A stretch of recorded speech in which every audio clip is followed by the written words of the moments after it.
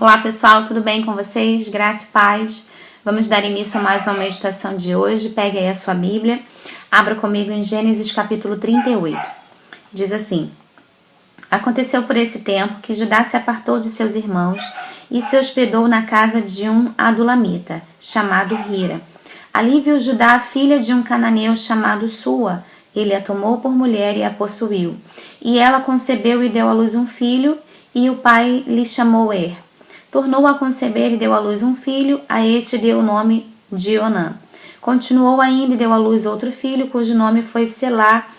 Ela estava em Quezibe quando o teve. Judá, pois, tomou esposa por o seu primogênito, o nome dela era Tamar. Porém, o primogênito de Judá era perverso perante o Senhor, pelo que o Senhor o fez morrer.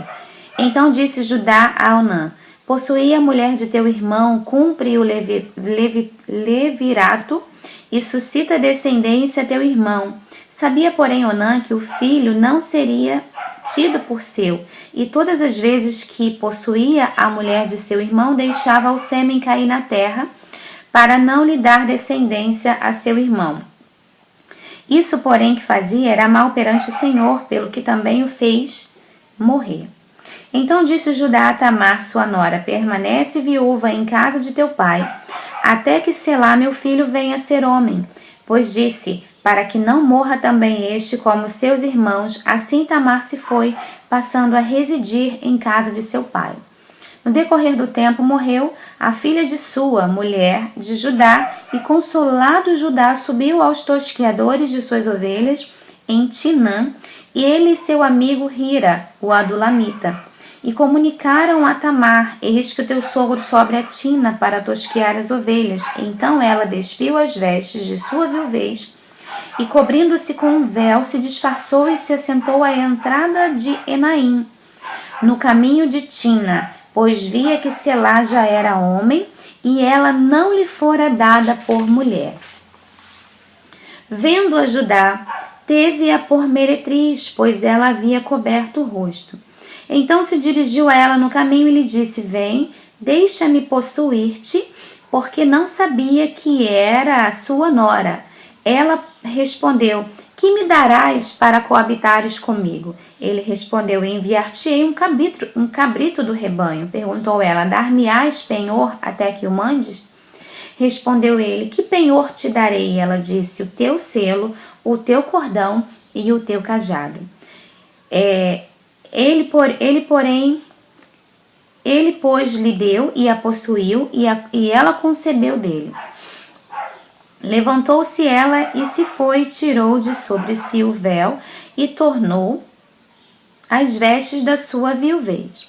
Enviou Judá o cabrito por mão do adulamita, seu amigo, para reaver o penhor da mão da mulher, porém não a encontrou. Então perguntou aos homens daquele lugar: Onde está a prostituta cultual que se achava junto ao caminho de Enaim? Responderam: Aqui não esteve meretriz nenhuma. Tendo voltado a Judá disse: Não a encontrei. E também os homens do lugar me disseram: Aqui não esteve prostituta cultual nenhuma.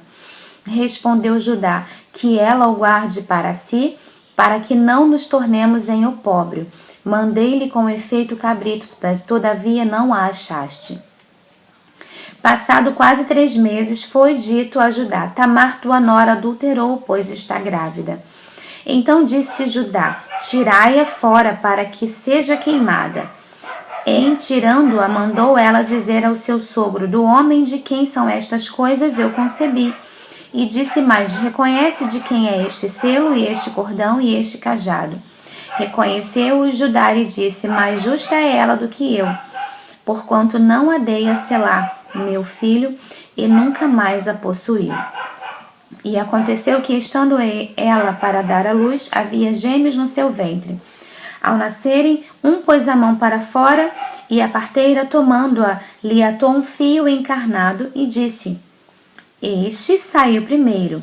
Mas, recolhendo ele a mão, saiu outro, e ela disse: Como rompeste saída? E lhe chamaram Pérez. Depois lhe saiu o irmão, em cuja mão estava o fio encarnado, e lhe chamara Zera. a palavra de hoje é uma palavra muito complexa, né? Nós vimos aqui que depois que venderam José, no capítulo 37, para Potifar, que ele passou por toda aquela provação ali com seus irmãos, a Bíblia vai falar que José já estava no Egito, foi vendido para Potifar, oficial de Faraó, comandante da guarda, e Judá, que era um dos seus irmãos, a Bíblia vai falar que ele se apartou dos seus irmãos após terem enganado o seu pai, dizendo que José tinha morrido. Então nós vimos aqui que Judá, ele constituiu família com os cananeus, e nós percebemos aqui que não era os planos de Deus para aquela família, né? E nós começamos a ver a degradação daquela família e podemos imaginar qual terríveis situações aconteceu por conta daqueles jovens terem se juntado com mulheres estrangeiras. Nós vimos aqui que Judá ele se juntou a uma cananeia, ele teve o primeiro filho chamado porém aquele jovem ele era mau perante os olhos do Senhor, a ponto do Senhor lhe fazer morrer, e deixou a sua mulher viúva, Tamar. E como era de costume, a Bíblia vai falar que Judá ele dá o seu segundo filho, Onã, para que tivesse uma garantia da linhagem do seu irmão mais velho, para que ele tivesse um filho. E aí, aquele filho não seria filho de Onã, e sim de Porém, a Bíblia vai dizer que Onã, ele interrompia aquele sêmen jogando no chão, jogando em terra. Ele não permitia que fosse que a posteridade de seu irmão vingasse, porque dizia ele em seu coração: esse filho não será meu. Mas isso também não agradava ao Senhor, no que o Senhor Deus também lhe fez morrer. E aí Judá fica temeroso em dar o seu filho mais novo para que não morresse também por conta do casamento ali, da obrigação de fazer com que o primeiro filho, o primogênito de Judá, tivesse ali uma descendência. E Selá ainda era muito moço, ainda muito jovem, então ele disse que depois ele daria o filho dele para que se casasse com Tamar. Porém, ele não o fez. Então, nós vimos que ele enganou seu pai, dizendo que José tinha morrido. Depois, ele enganou Tamar, dizendo que daria o filho e não deu. Então, aquela jovem, ela intenta em seu coração em também enganar o seu sogro, se deitando com ele, se passando por uma meretriz. E aí a gente vê aqui o cumprimento da palavra, quando diz que um abismo chama outro abismo. A semente que Judá havia plantado lá atrás, enganando seu pai, ela viria. Não iria ser, se ele enganou seu pai, se ele vendeu seu irmão, se ele disse que seu irmão havia morrido, se ele fez mal para aquele jovem, né? Aquilo viria sobre ele lá na frente, e veio de uma forma muito cruel, porque veio na sua linhagem, seus filhos morreram e ele foi enganado. Com a mesma moeda que você pagar, você vai receber, porque a mesma semente que você plantar, você vai colher.